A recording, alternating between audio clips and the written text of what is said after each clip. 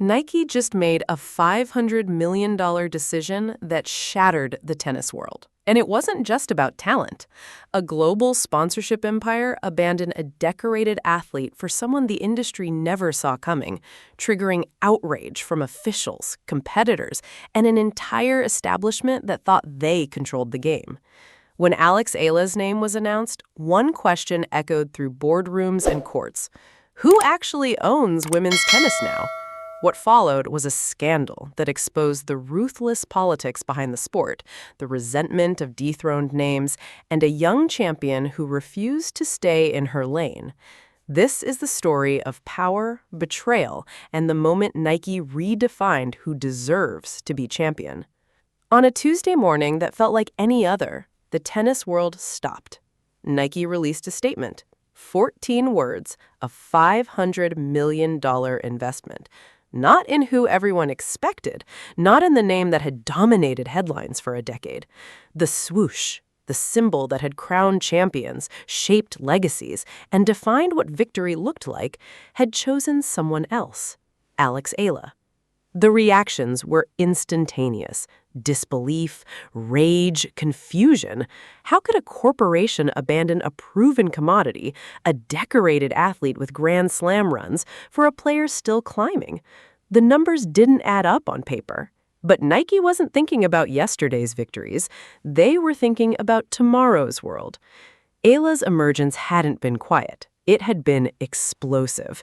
18 months of relentless improvement, matches that shouldn't have been won but were, a hunger that commentators kept describing with the same word, unstoppable. She wasn't the flashiest player on tour. She wasn't the one with the Instagram following or the celebrity boyfriend. She was something rarer. She was inevitable. The sponsorship deal wasn't just money. It was validation at a scale that changed everything. Custom apparel lines, global advertising campaigns, tournament sponsorships bearing her name. Nike was betting not just on Eala's tennis, but on her narrative, her demographic reach, her ability to make millions of people who'd never watched tennis before suddenly care deeply about her next match. But here's what Nike's executives understood that everyone else missed. The future wasn't coming. It was already here, wearing Eala's face. The rival athlete, the one being abandoned, had no warning, no consultation, no exit strategy. One day, they were Nike's golden child. The next, they were a contract liability being written out of history. The betrayal wasn't just professional, it was personal, it was surgical. It was the kind of rejection that doesn't heal. Nobody had more right to be furious than the athlete losing everything. Years of partnership, seasons of loyalty, product development meetings where they shaped the future of tennis apparel together, contractual promises made in boardrooms with handshakes, smiles, and guarantees of mutual commitment, all of it erased. The statement from the rival came within hours. Official, measured, devastated. I built something with Nike, the words read, but what they meant was louder. I gave them years. I gave them growth. I gave them trust. And this is how they repay me? The rival had earned their position. Slam appearances, rankings, recognition. They weren't some flash-in-the-pan sensation. They were legitimate. And that legitimacy made the rejection cut deeper. What happened next was human, raw, and unavoidable. Interviews went unfiltered. Tennis players texted their agents with variations of the same question. If this can happen to them, when is my deal getting reconsidered? Doubt spread like a virus through the locker room. The nightmare had become real. Loyalty meant nothing. Performance meant nothing. Only future potential mattered. And Nike had decided your future was over.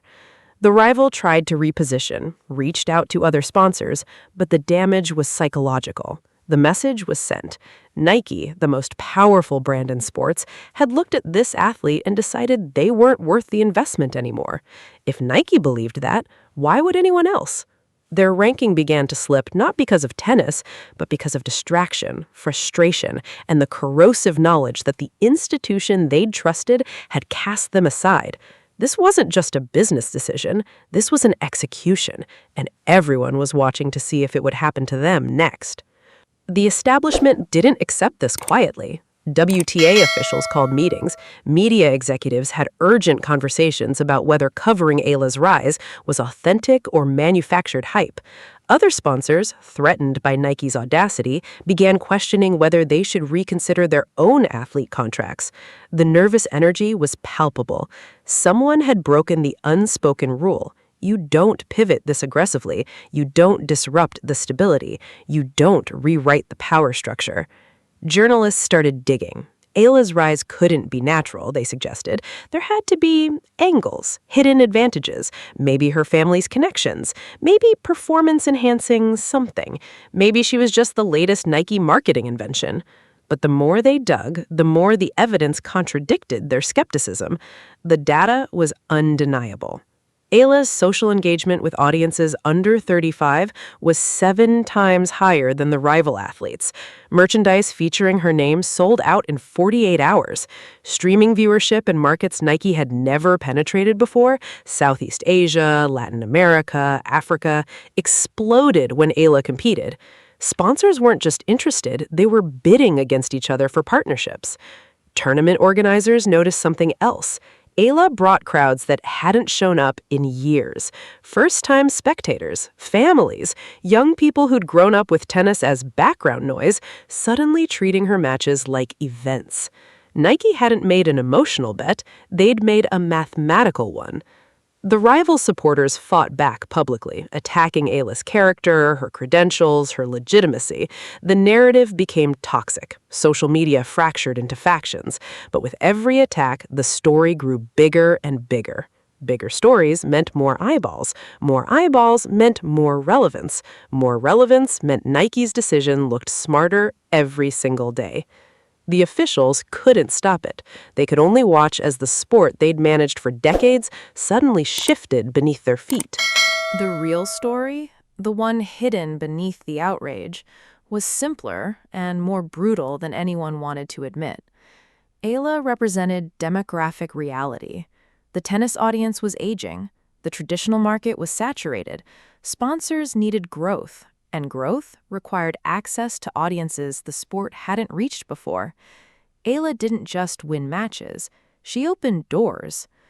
Her playing style was aggressive, unpredictable, sometimes flawed, but never boring. She played like someone with nothing to lose, because for most of her career, she hadn't had anything. No generational wealth funding her development, no country club pedigree, no silver spoon narrative, just hunger. That hunger was contagious. When she played, you didn't know what would happen. She'd attempt shots that seemed impossible. She'd recover from positions that should have been lost. She played like the underdog every single match because somewhere in her DNA lived the memory of when she actually was. Nike saw this and saw profit, not exploitation, not deception, legitimate, authentic, market-driven profit. The rival athlete represented the past, talented, accomplished, but predictable. Their narrative had been told. Their moment, while still active, felt inevitable rather than surprising. There's nothing less engaging than expecting exactly what you'll receive. This wasn't cruelty. This was capitalism recognizing its own future. Eala's story was still being written, and audiences globally wanted to be part of that narrative because it hadn't concluded yet. The rival's story felt like reading a book where you'd already reached page 300 of 320. You knew roughly how it would end. The contract was sealed, the narrative had shifted, and Eala became the face of something larger than herself. The moment when corporate power chose a new champion. The rival athlete eventually signed with a secondary brand, a decent deal, substantial money, but without the global reach, the prestige, or the cultural dominance of Nike. They'd become respectable instead of remarkable, safe instead of essential. And Eala? She carried the weight of being chosen by an empire. Every match now had implications beyond the court. Every loss felt like a betrayal of Nike's gamble. Every victory validated the decision that had shocked the world. But she played anyway, because that's what champions do. They perform under pressure. They make narratives feel real. They justify the faith that billions in corporate investment represent. The tennis world had changed. The old guard lost its grip. Officials adjusted their rules. Other sponsors scrambled to find their own Eala, their own future, their own bet against the establishment's comfortable predictability. Did Nike predict the future, or did they create it? This wasn't just about tennis. This was about power, betrayal, and the ruthless mathematics of corporate loyalty in a world where yesterday's loyalty has an expiration date. The rival learned it. The establishment felt it, and Eala became the symbol of a new era where potential matters more than pedigree. The question isn't whether Eala will justify Nike's investment. The question is whether the tennis world will ever recover from the moment they realized everything they believed about power was a lie. What's your take? Should Nike have stuck with loyalty, or did they make the smartest business decision in sports history? Subscribe for more stories that break the narrative, because in women's tennis, the truth is always more dramatic than the headlines.